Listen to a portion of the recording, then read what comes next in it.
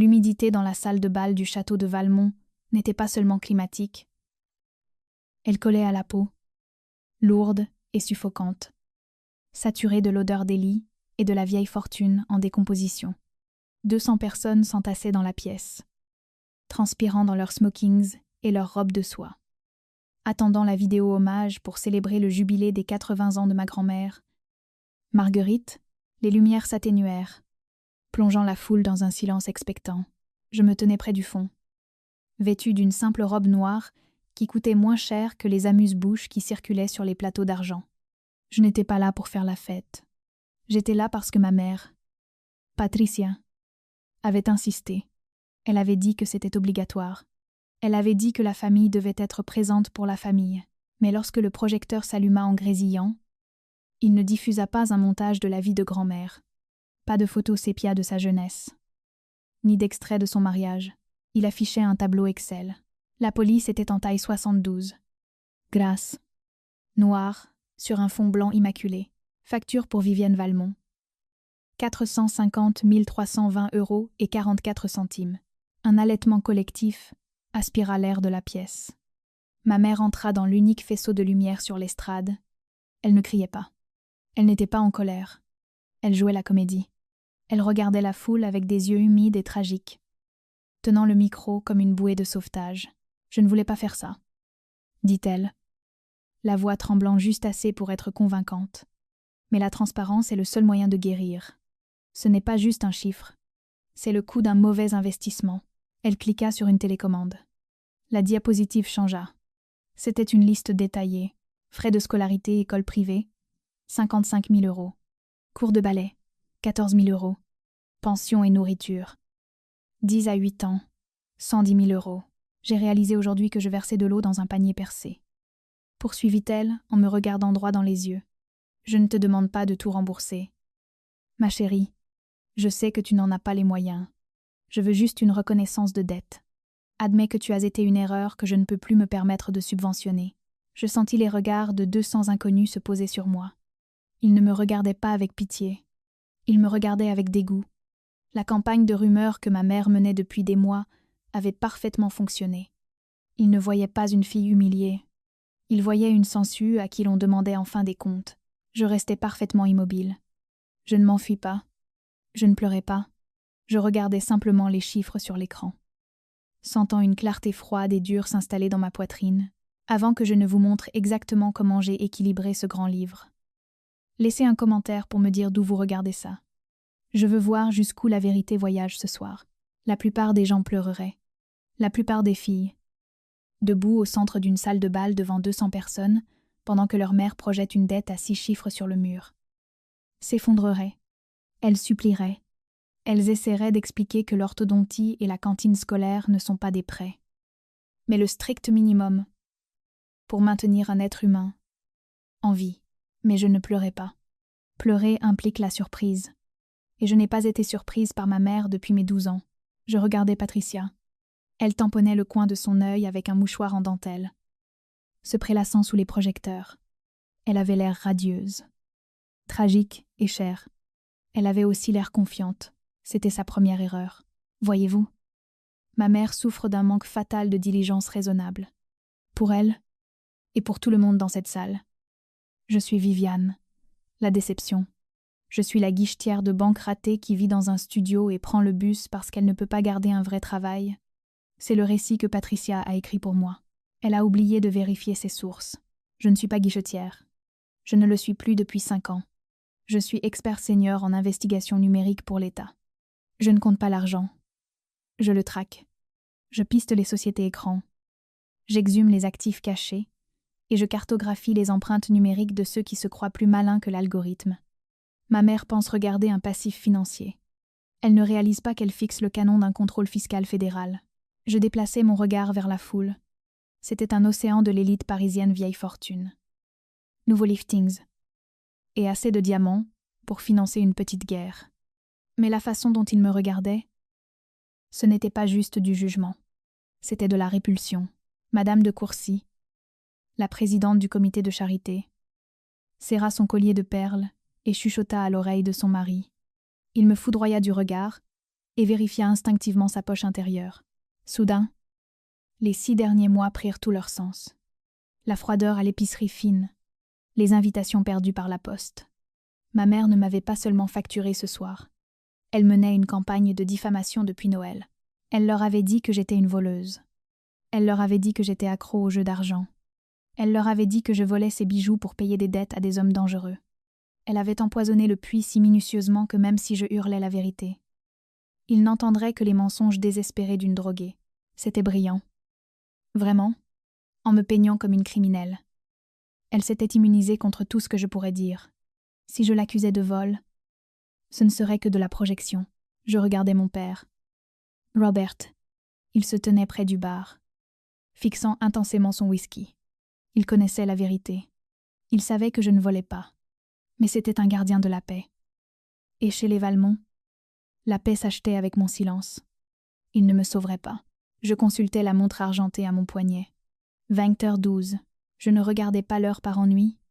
Je vérifiais le statut du téléchargement.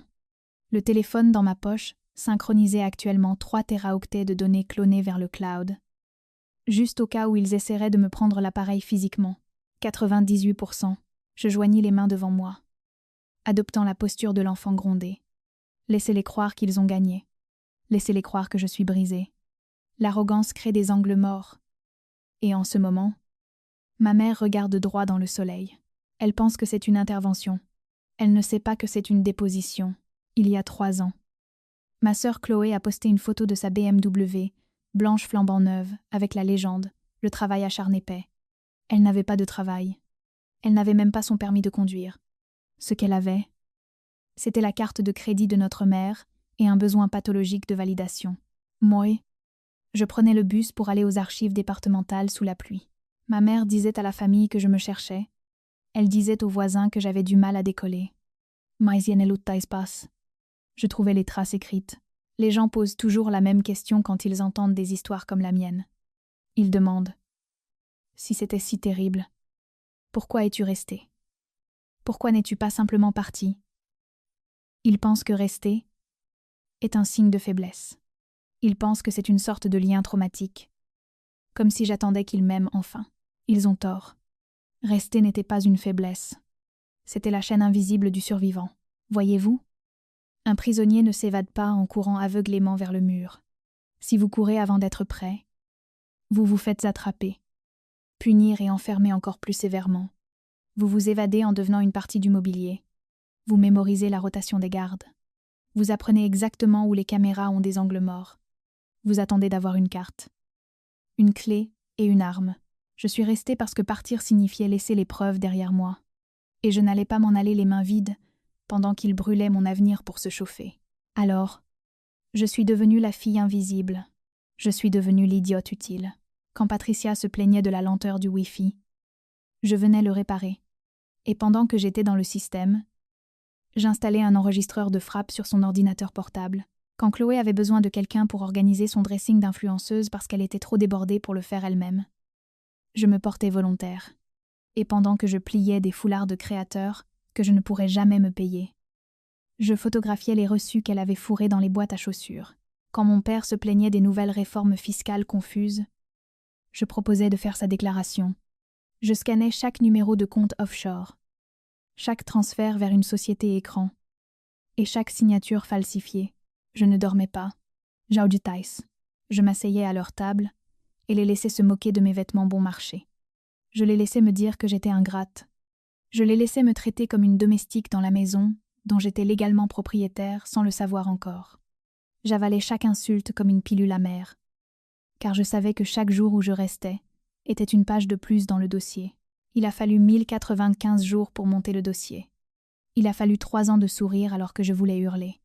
Mais je n'ai pas perdu une seule seconde. Maintenant, le dossier est complet.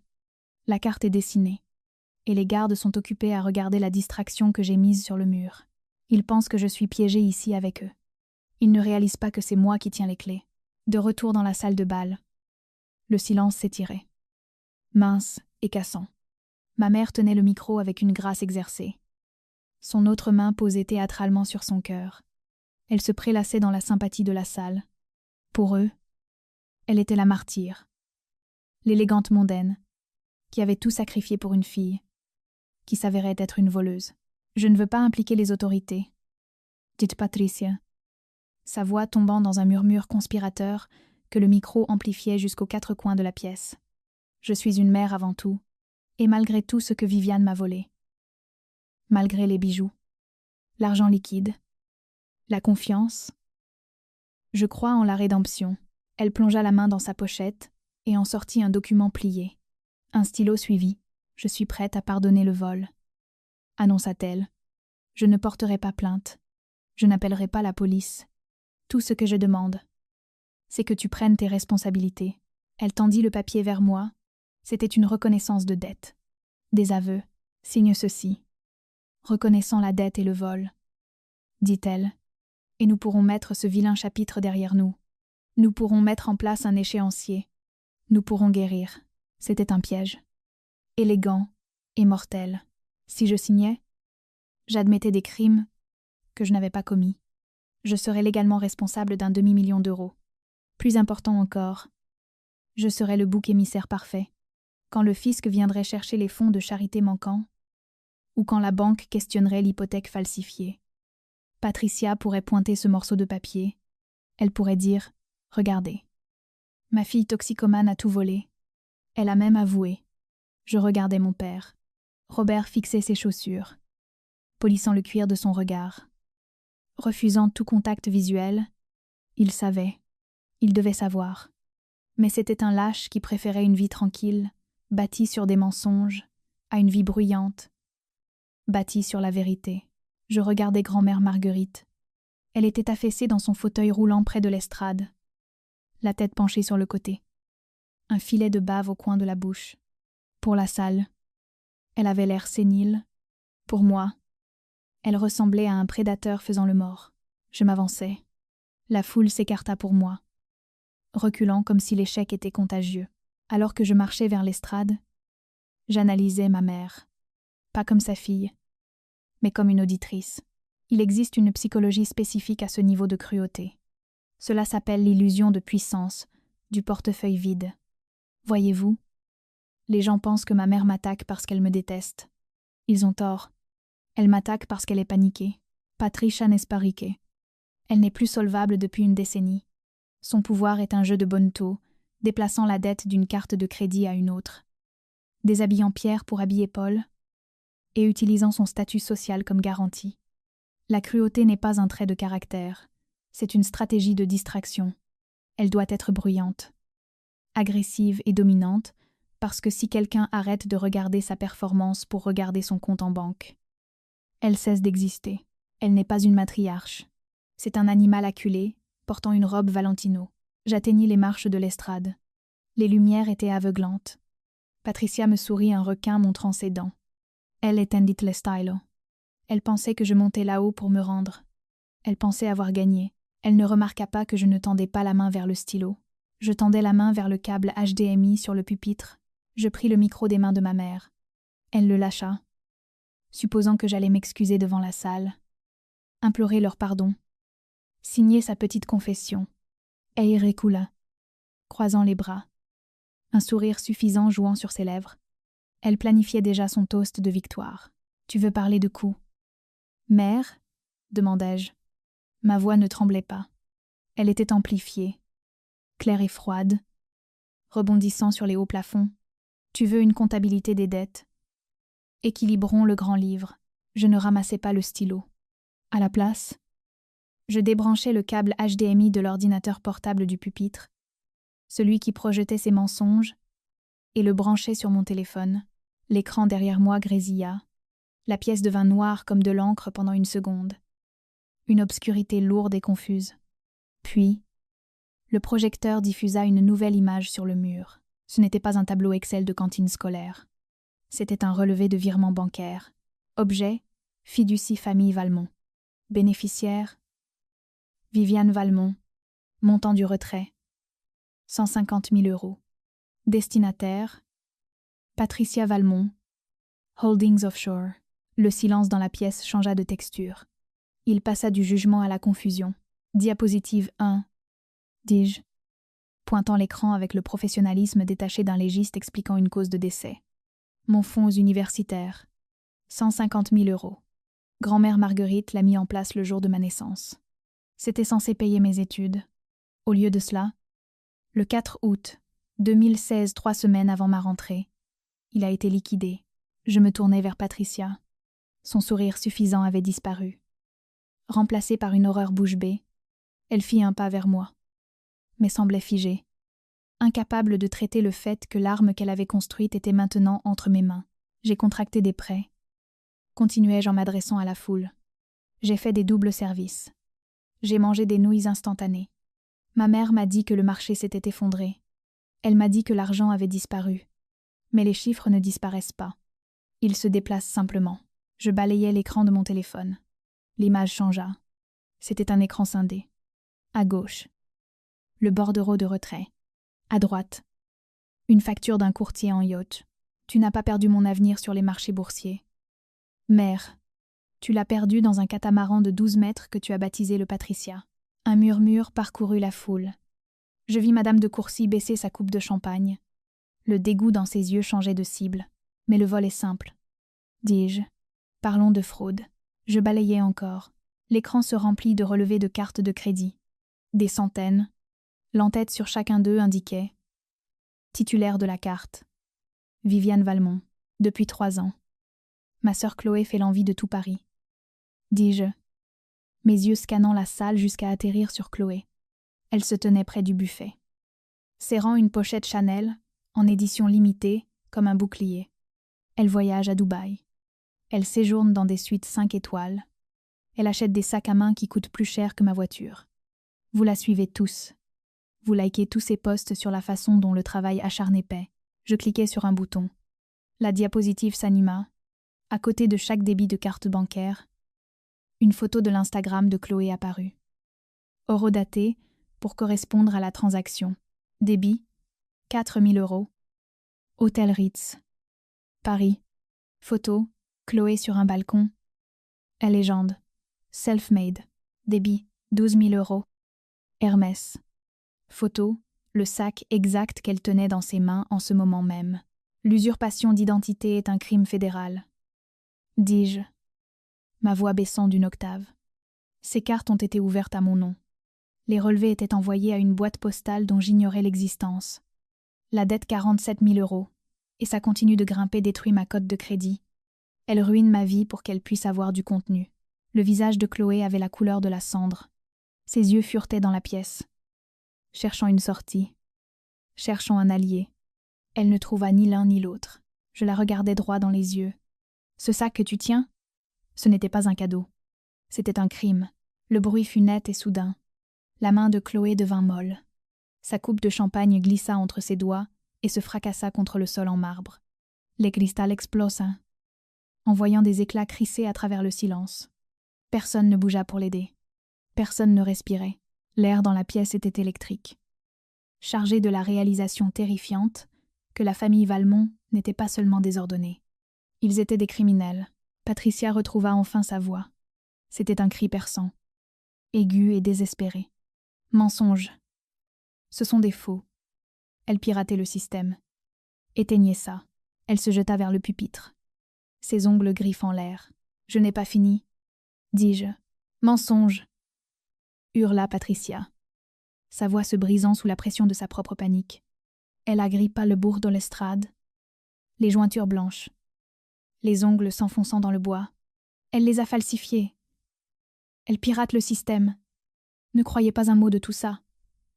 Ma fille est instable mentalement. Elle regarda la foule, les yeux écarquillés et frénétiques, les suppliant d'acheter le mensonge une dernière fois, les suppliant de voir la mère éplorée gérant une enfant à problème, plutôt que la criminelle prise dans les phares. « C'est de l'IA !» hurla-t-elle, en pointant un doigt tremblant vers moi. Elle a généré ces images. Tout est faux. Je la regardais se défaire. C'était fascinant. D'une manière clinique, comme regarder un immeuble s'effondrer au ralenti, on ne détourne pas le regard. On prend juste des notes sur la défaillance structurelle. Je m'attendais à ce que tu dises ça, dis-je, ma voix tranchant à travers son hystérie. Les documents peuvent être falsifiés. Photoshop existait. Tu as raison d'être sceptique. Mère, je tapotais l'écran de mon téléphone une fois de plus. Mais l'audio? Je regardais la foule. C'est un peu plus difficile à justifier. Les haut-parleurs crachotèrent de l'électricité statique. Puis, une voix remplit la pièce. Ce n'était pas la voix polie et mielleuse que Patricia utilisait lors des galas. C'était sa vraie voix tranchante, cruelle et dégoulinante de mépris. L'enregistrement datait d'il y a 3 mois. Je l'avais capturé, en réparant le routeur, dans le couloir, mon téléphone enregistrant depuis ma poche arrière pendant qu'elle parlait sur son téléphone jetable dans la cuisine. La vieille chouette est sénile. Tonna l'enregistrement. La clarté était terrifiante. Elle est assise dans ce fauteuil, et elle bave. Elle ne remarquera pas la seconde hypothèque avant d'être morte. Et d'ici là, j'aurais liquidé le reste du portefeuille. Un halètement parcourut la salle, plus fort qu'avant, mais l'enregistrement n'était pas terminé. Et pour les fonds de charité? Demanda une autre voix, celle de Chloé. Dépense-les. Riait la voix enregistrée de Patricia. L'orphelinat ne vérifie pas ses livres de compte. J'ai transféré les dons du gala sur le compte au Caïman ce matin. Achète le sac. Chloé, on le mérite. J'appuyai sur pause. Le silence qui suivit fut lourd, violent et absolu. Je regardais Madame de Courcy au premier rang. Elle était la présidente du conseil de charité. Elle avait fait un chèque de 50 000 € lors de ce gala. Son visage était un masque de rage pure et inaltéré. Elle regardait Patricia non pas comme une amie, mais comme un prédateur qui s'était nourri de sa bonne volonté. L'orphelinat Saint-Jude, dis-je, en m'adressant directement à Madame de Courcy. Ils n'ont jamais reçu un centime des 200 000 € récoltés l'année dernière. C'est allé dans une société écran enregistrée sous le nom de jeune fille de ma mère. J'ai les virements si vous souhaitez les voir. L'illusion du statut des Valmont ne s'est pas contentée de se fissurer. Elle s'est évaporée. À cet instant, Patricia réalisa qu'elle n'avait pas seulement perdu sa fille. Elle n'avait pas seulement perdu l'argument. Elle avait perdu son bouclier. L'argent. L'estatut. La protection de la vieille fortune, qui la gardait à l'abri des conséquences, tout avait disparu. Elle n'était plus une mondaine. Elle était une paria. Elle était une fraudeuse qui avait volé les gens même qu'elle essayait d'impressionner. Ses yeux furetaient dans la pièce. Voyant les portes se fermer sur son avenir, elle voyait le dégoût sur les visages de ses pairs. Elle voyait la ruine de sa réputation. Et puis, elle me regarda, le calcul quitta ses yeux, le masque tomba complètement, ne laissant que la fureur brute et animale. Elle ne voyait pas une experte en investigation ou une lanceuse d'alerte. Elle voyait l'objet de sa haine. Le miroir reflétant sa propre laideur, elle laissa échapper un son qui n'était pas humain, un cri guttural de rage. « Espèce de petite ingrate misérable !» hurla-t-elle. Elle ne se souciait plus de la foule. Elle bondit. Elle escalada frénétiquement les marches de l'estrade, ses talons claquant, ses mains cherchant ma gorge. Elle allait me faire taire physiquement, parce qu'elle était à court de mensonges. Je ne tressaillis pas, je ne reculai pas, parce que du coin de l'œil, je vis un mouvement, le fauteuil roulant dans l'ombre, la silhouette affaissée de la matriarche. Grand-mère Marguerite bougeait. Grand-mère Marguerite ne lutta pas pour se lever. Elle ne vacilla pas. Elle se leva de son fauteuil roulant, avec la grâce fluide d'une femme qui avait simulé la fragilité pendant des mois. La bave sénile avait disparu. La confusion dans ses yeux était remplacée par une clarté d'acier terrifiante. « Aussitôt, Patricia, » dit-elle. Sa voix n'était pas forte. Mais elle stoppa ma mère net. C'était la voix de la matriarche. La voix qui avait dirigé cette famille et ce domaine pendant 50 ans. « Ce n'est pas ta maison. C'est la mienne. Et je n'ai pas appelé un taxi pour toi. » Elle marcha jusqu'au bord de l'estrade, se plaçant entre moi et la rage de ma mère. Elle regarda Patricia avec une déception profonde et lasse. J'ai appelé la police judiciaire. Les portes de la cuisine s'ouvrirent à la volée dans un fracas qui fit sursauter la moitié de la salle. Des officiers en uniforme inondèrent la pièce. Suivis de 2 hommes en civil, la brigade financière. Ils se déplacèrent avec efficacité. Encerclant l'estrade. Encerclant Chloé. Encerclant les sorties, Patricia Valmont. Dit l'une des agents en montant sur l'estrade. Vous êtes en état d'arrestation pour fraude électronique. Détournement de fonds et abus de faiblesse. Un autre officier s'approcha de Chloé, qui fixait toujours le verre brisé sur le sol. Chloé Valmont. Vous êtes placé en garde à vue pour usurpation d'identité et fraude à la carte bancaire. Le chaos qui suivit fut absolu. Les invités criaient, filmaient avec leur téléphone, reculant comme si le nom Valmont était radioactif. Robert, mon père, bougea enfin. Il trébucha vers Patricia alors qu'il la menottait, pleurant ouvertement. « Je ne savais pas. » sanglota-t-il. « Je jure que je ne savais pas. » Patricia le regarda avec un pur dédain. « Tu n'as jamais rien su. » « Robert, c'était ton seul talent. » Alors qu'il l'emmenait, elle ne me regarda pas. Elle garda la tête haute, s'accrochant au dernier lambeau de son illusion. Marchant comme une reine allant à la guillotine, grand-mère Marguerite se tourna vers moi. Elle posa une main sur ma joue. « Tu as bien travaillé. » Mon enfant. L'audit est clos. Je sortis de la salle de bal. Je passais devant les invités stupéfaits. Devant le père en pleurs qui m'avait laissé être le bouc émissaire pour sauver son propre confort. Je sortis par les portes principales dans la lourde nuit, dans les semaines qui suivirent. Le domaine Valmont fut saisi et vendu pour rembourser l'association caritative. Grand-mère Marguerite emménagea dans un appartement modeste en centre-ville. Elle disait préférer la vue. Nous avons utilisé les actifs récupérés restants. L'argent que Patricia n'avait pas réussi à dilapider. Pour lancer une nouvelle initiative. Nous l'avons appelée la Fondation Le Grand Livre. C'est une organisation à but non lucratif dédiée à fournir des services de jury-comptabilité aux victimes d'abus financiers.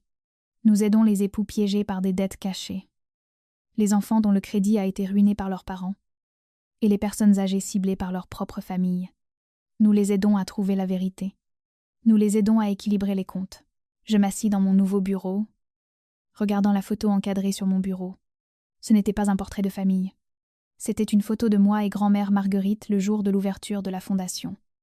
Coupant le ruban ensemble. Les chiffres ne mentent pas. Ils n'ont pas de favoris.